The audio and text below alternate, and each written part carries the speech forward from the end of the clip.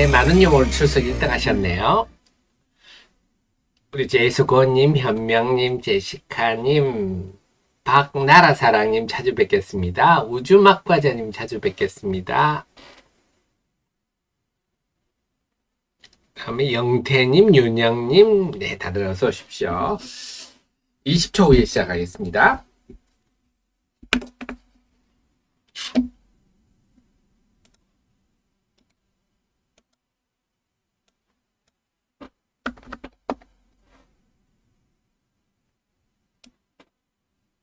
네, 8시 35분입니다. 하태민 경제TV 개당 전 방송 시작하겠습니다. 오늘은 5월 7일, 네, 연휴를 끝낸 첫날이기도 하고, 내일은 어버이날을 앞둔 날이기도 합니다.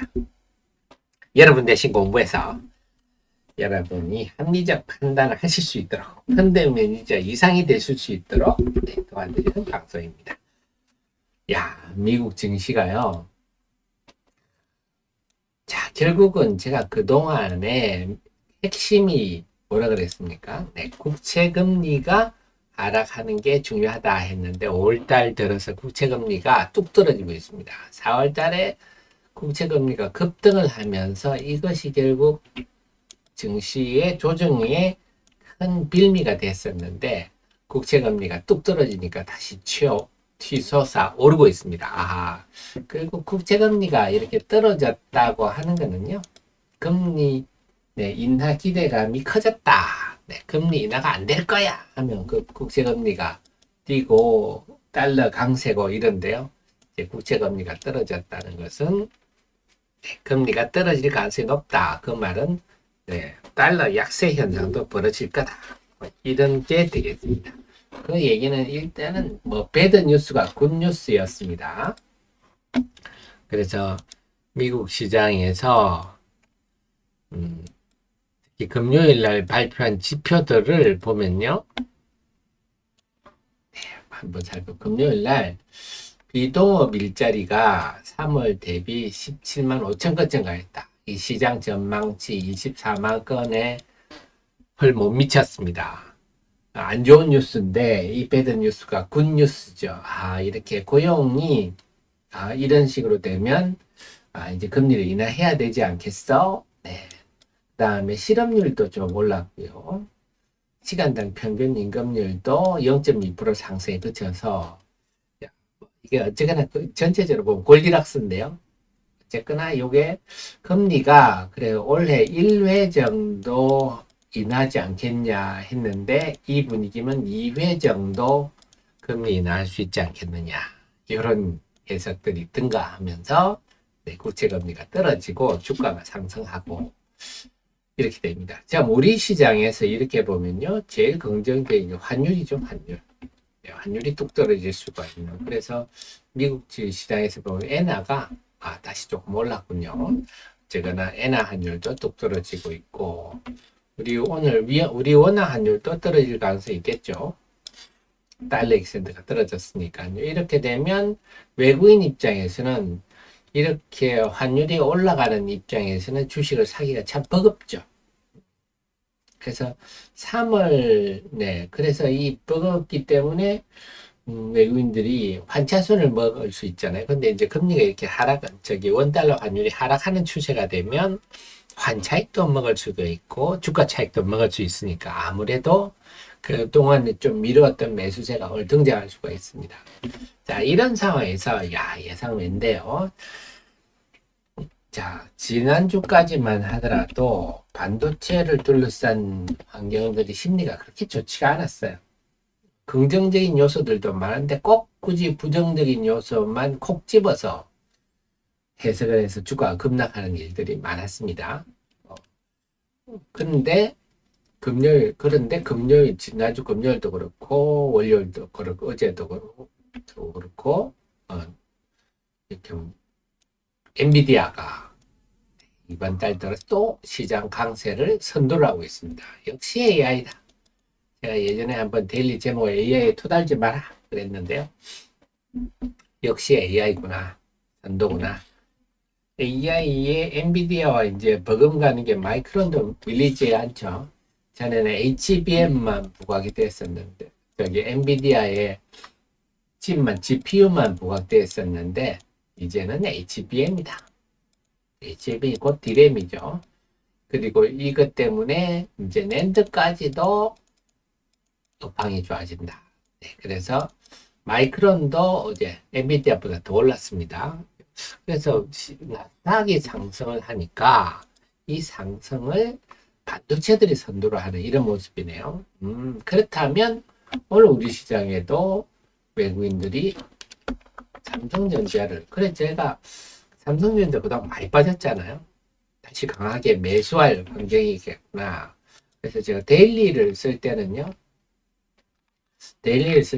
삼성전자, 하이닉스에 그동안 계속 매도를 해왔고, 그럼 좀, 금요일 날 엔비디아 등이 강세를 보였지만, 반도체에 대한 여기가 좀 식는 분위기가 아니냐. 보고서 오늘 외국인들이 과연 삼성전자가 오늘은 살 것 같은데, 지속될지는 의문이다. 이렇게 예상을 했었는데요. 오늘은 삼성전자, 하이닉스 살 뿐만 아니라 지속 가능성도 좀 보입니다. 당분간은. 그래서 당분간 삼성전자, 하이닉스를 외국인이 큰 폭속 매수하면서 시장이 흐름을 보일 수 있는 이런 가능성도 보입니다. 그래서 제가 일기방에 제가 이렇게 오늘 정리를 해드렸는데요. 그래서 이렇게 투자에 도움되는 내용들만 여러분께 제가 단톡방에 사태매일 주식시장방 1기방 937분 있는 방에 제가 알려드렸습니다. 1기방, 2기방이 있거든요. 그래서 여기에 이것 외에는 전부 다 저를 사특한 사람들이니까 그 외에는 보실 필요가 없겠습니다. 1기방은요, 입장번호가 3699입니다. 들어오시면 저는 리딩 같은 건 안 합니다. 리딩은 보이스피싱이다 생각하시면 되고요. 투자에 도움되는 여기에서 내용은 결국 오늘 삼성전자와 하이닉스를 오늘 얼마나 외국인이 강력하게 매수할지 이게 관건이고, 그러면 삼성전자와 하이닉스를 강력하게 매수하면 또 어떤 일이 있느냐, 여타 종목이 좀 소외되는 현상이 발생하잖아요. 이게 또 오늘 관건입니다. 뭐냐, 오늘 코칩이 상장됩니다. 코칩. 또 그 매일 지난주 화요일부터 매일 상장되고 있는데요. 네, 코칩이 지난주 금요일 날 상장된 밀테크가 그날 거래대금 2위였거든요. 오늘 코칩도 그러면 뭐 거래대금 뭐 한 상위권을 차지할 것 같은데, 요게 또 시장에 부정적 영향을 주고, 또 내일은 현대마린솔루션, 요게 또 상장, 이게 대여급이잖아요. 두산 로보틱스나 에코프로 머티리얼스의 2배에 해당하는 규모가 상장되니까 이게 오후장으로 갈수록 우리 시장을 자꾸 투자 심리를 압박할 수 있습니다. 무슨 일이냐? 우리 참고를 할 수 있는 게요. 과거에 LG에너지솔루션이 2022년에 상장이 됐었어요. 2022년 1월 27일 날, 요날이죠. 요날 2022년 1월 27일 LG에너지솔루션이 상장됐어요. 1월 27일 날. 그날 어떤 일이 벌어졌느냐? 2022년 1월 27일 날. 네, 요날이네요. 1월 27일 날 요날입니다. 삼성 SDI가 6.2% 폭락했네요. SK이노베이션 어떻나요? 네, 요날이죠. 1월 27일 SK이노베이션은 7.1%나 빠졌네요. 왜 이런 일이 생기느냐? 기존에 예를 들어서 2차전지 ETF가 있어요. ETF가 있으면 ETF는 뭐냐면 시가총액을 추정해야 되잖아요. 그러면 그 LG에너지솔루션을 편입하기 위해서 기존의 비중을 좀 줄여야 되잖아요. 그리고 LG에너지솔루션을 편입해야 되니까 그 직전에 주가가 빠지는 이런 현상이 나타납니다. 그러면 우선 그런 논리를 치면, 과거의 일을 치면 조선주들이 지금 좀 부담스럽죠. 뭐 HD 한국조선 이런 종목들이 지난주 후반부터 좀 이렇게 밀리는 이유가 그런 추세인데, 과연 과거에 그 LG 에너지 솔루션 상장을 염두에 둔다면 내일은 큰 폭 하락할 수도 있는, 그러니까 그걸 또 염두에 둔 선취 매도 물량이 지난주 후반부터 나옵니다만 오늘도 나올 수 있겠죠. 오후장으로 갈수록. 그래서 그것도 오늘의 관전 포인트예요. 오늘의 조선주 흐름이, 오늘 내일의 조선주 흐름이 상당히, 그래서 조선주를 지금 굉장히 장기 호황 국면이다 하면서 미는 분들도 제가 여러 보았는데 저는 좀 별로입니다. 관점이 그렇게 조선주에 대해서 우호적인 편이 아닌데 어쨌거나 이게 전체 시장에도 영향을 줄 거다. 그래서 오늘은 조선주 흐름, 그 다음에 코칩 상장 이 영향, 이걸 좀 염두에 두셔야 되겠어요. 그래서 이런 상황인데 이제 예를 들어서 반도체 외국인이 집중을 해버리면, 이전 같은 경우는 삼성전자를 거의 80% 이상, 전체 거래 대금에서 80% 이상을 차지하곤 했는데, 오늘도 만약에 외국인 매수세가 반도체에 집중된다고 할 때 여타 종목들이 어떻게 될지 좀 봐야 되겠습니다. 그래서 다만 제가 이제 만약에 반도체에 집중되는 현상을 극복한다면, 최근에 코스닥 시장 같은 경우는 지수가 4일 연속 지수는 하락해도 상승 종목이 많았거든요. 그래서 웬만만 하면 지금 종목 장세, 왜냐하면 지금부터 오늘부터, 오늘 5월 7일이죠. 그 다음에 5월 14일까지 1분기 실적을 다 중소형 회사들이 기업들, 오늘 대형사들은 거의 다 발표했는데 중소형사들은 이제부터 실적이 쭉 나오지 않습니까? 그 실적에 따라서 재료주 장사 내지는 실적 호전주 장세들이 벌어질 것 같아요. 오늘 좀 주목할 거는 이메이드도 실적 발표하네요. 제주항공 오늘 실적 발표하는데 항공주들, 네, 제주항공의 실적 발표가 어떨지, 그에 대해서 어떤 시장이 반응을 보일지. 왜냐, 항공주들은, 자 보시면요, 그 항공주는 유가에 가장 민감하다 그랬잖아요. 유가가 차지하는 비중이 전체 매출의 한 20% 이상 될 거예요. 유가가 4월 초를 기점으로 해서 좀 하락하고 있군요. 지금 하마스와의 휴전 협상이 되니 안 되니 지금 그러고 있는데요. 유가가 4월 초부터 하락하고 있다. 1분기는 유가가 계속 상승하는 분위기니까, 이러면 항공유가 당연히 올라가죠. 항공유는 일반 유가보다 훨 비쌉니다. 4월 초부터 떨어지니까 환경이 좋죠. 그 다음에 또 영향을 준 게 금리거든요. 금리가 4월 달에 올랐지만 꺾이는. 그래, 지금의 항공주를 둘러싼 단기 업황은 좀 긍정적입니다. 금리도 떨어지고 유가도 떨어지게 있어서 좀 단타 관점에서는요, 오늘 제주항공의 1분기 실적에 대한 시장을 보면서 항공주들, 그 외 여러 회사들 있죠. 제주항공 외에도 티웨이 항공, 에어부산, 진에어 이런 회사들이 그쪽이고요. 그 다음에 또 대한항공이나 아시아나항공도 요즘 좀 좋은 게, 요즘은 미주 노선이 우리 대한항공이 제일 많습니다. 아시아에서. 일본도 물론 많은 편인데, 동남아, 중국하고 미국하고 사이가 나빠지면서, 동남아든지 중국도 마찬가지입니다. 우리나라를 통해서 미국을 가는, 그래, 환승 그 비중이 한 30~40% 된답니다. 그래서 지금 국내인들이 미국 갈 때 미국 표를 못 구한다, 이런 얘기도 나오는데, 미주 노선을 치면 대한항공이 제일 큰 수혜를 보는 거고, 아시아나항공. 항공주들도 단기적으로는 좀 좋은 항공이다. 이것도 염두에 두셔야 되겠습니다. 그래서 오늘 시장은 그런 요인들 중심으로 보시면 되겠고, 또 하나는 화장품.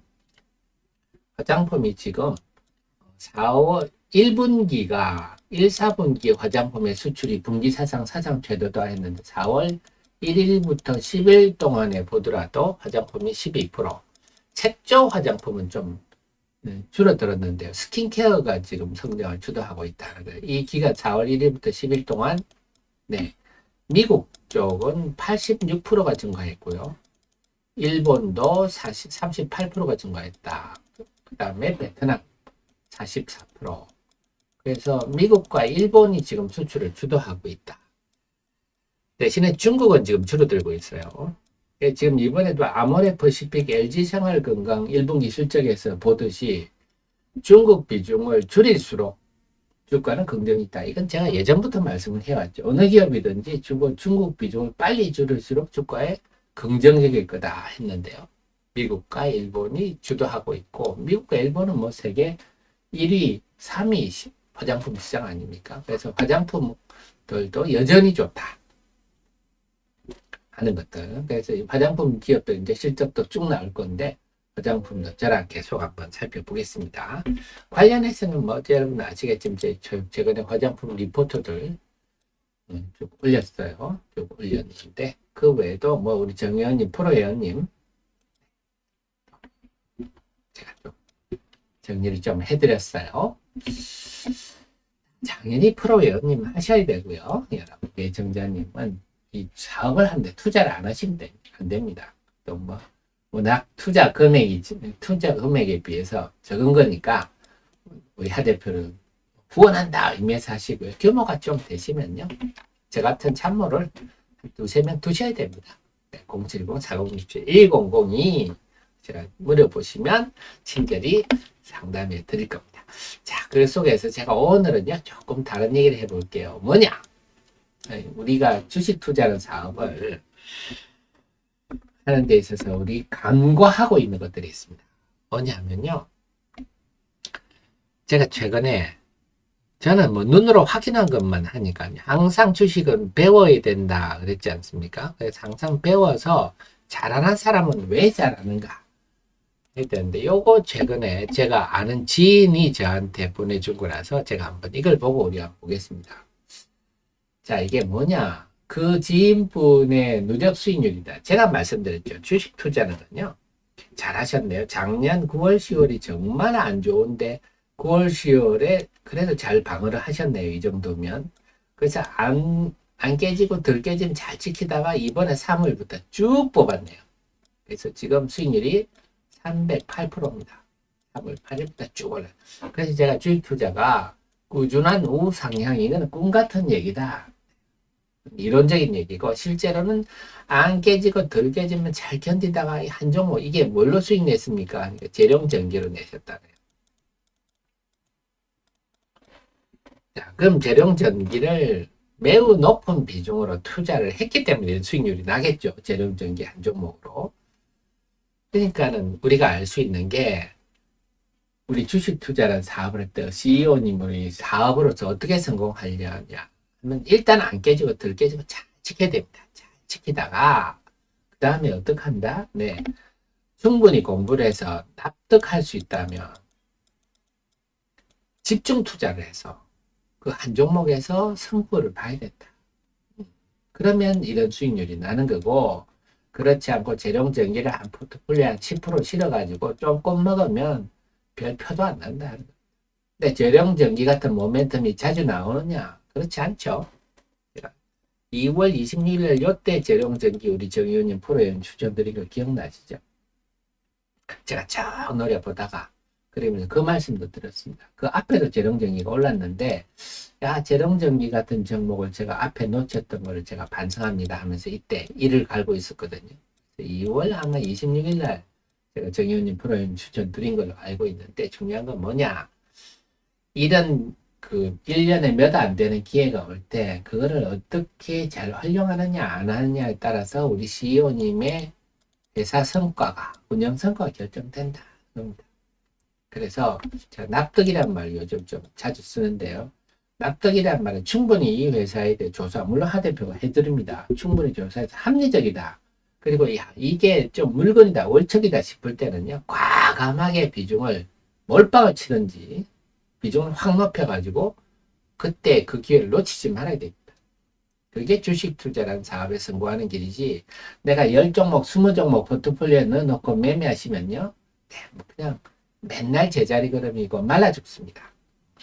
이승엽 타자가 뭐 맨날 안타 치나요? 10번 중에 3번 안타 치는데요. 네. 1년에 수백 번 중에 홈런 몇십 개 치면 타자라 그러지 않습니까? 그래서 제가 그러면서 또 그분이랑 상담을 좀 해봤는데요. 그분도 신용을 씁니다. 그런데 그 태도가 참 배울 게 있었어요. 뭐냐 한다면요, 우리가 대부분의 개인 투자자들을 신용하면 3개월 내에 내가 승부 본다, 이런 관점이에요. 이거 다 망하는 길입니다. 신용을 내버리잖아요. 그래서 그분은 신용 종목을 항상 긴장한다. 그래서 그분은 2.5%의 스탑로스를 걸어 넣고 있더라고요. 그러니까 레버리지를 쓰기 때문에 이건 여차하면 큰 손실로 올 수 있기 때문에 신용은 항상 스탑로스를 걸어 놓고, 물론 상황에 따라서 좀 유동적으로 합니다만 더 긴장한다. 근데 과연 우리 개인 투자자들 대부분에 보면 신용을 긴장하는 분도 없고 오히려 더 마음이 넉넉해. 그럼 3개월 내면 오르겠지. 네, 그런 CEO님은 망한다 하는 거예요. 주식은 제가 늘 말씀드렸듯이 늘 좋은 주식이 없어요.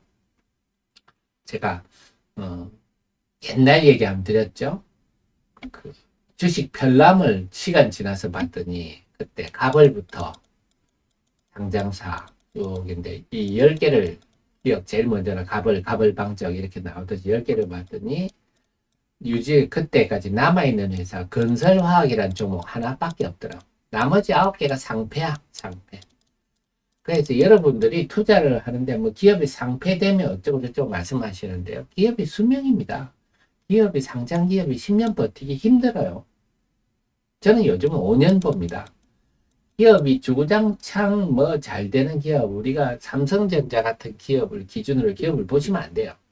기업은 사람의 수명이 있든지 당연히 수명이 있습니다. 여러분 길거리 가보면 가게가 맨날 바뀌잖아요.